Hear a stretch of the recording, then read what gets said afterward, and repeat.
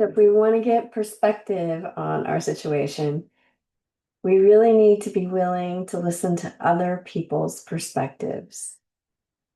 It's critical to maintaining our sanity and, yeah, health in general. March 24th. I had a very difficult time believing that addiction was a disease. I was convinced that if they really wanted to, addicts could just stop gaming.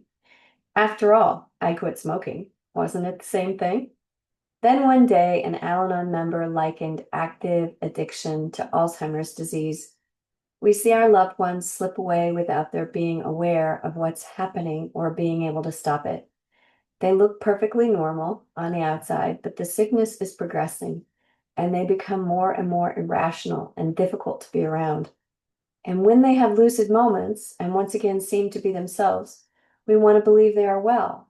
But these moments pass and we despair. Before long, we find ourselves resenting the very people we once loved. I'll always be grateful to my friend because her explanation helped me to accept the reality of my situation. Once I did, it was much easier for me to separate the disease from the person. Today's reminder, when I accept that addiction is a disease, I am forced to face the fact that I am powerless over it. Only then can I gain the freedom to focus on my spiritual growth. Here's the quote. A family member has no more right to state, if you loved me, you would not drink, than the right to say, if you loved me, you would not have diabetes. Excessive drinking is a symptom of the disease. It is a condition, not an act. A guide for the family of the alcoholic. So going to a 12-step program is always, it's never boring. In fact, it can be pretty entertaining and pretty enlightening.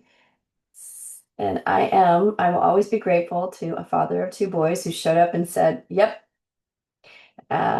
gaming's an addiction. I've got one who can't put down the, you know, clicker and one who can walk away from it without any problems at all.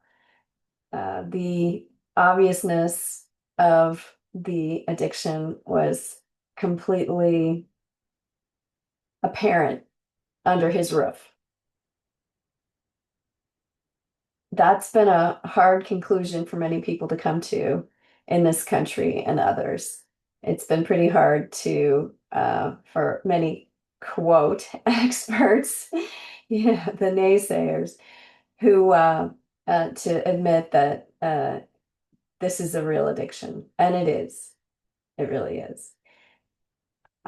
So what you do with that information, how you place it, how you piece it together is so important for your own health because living with an addict, they have an impact on everything and everyone around them.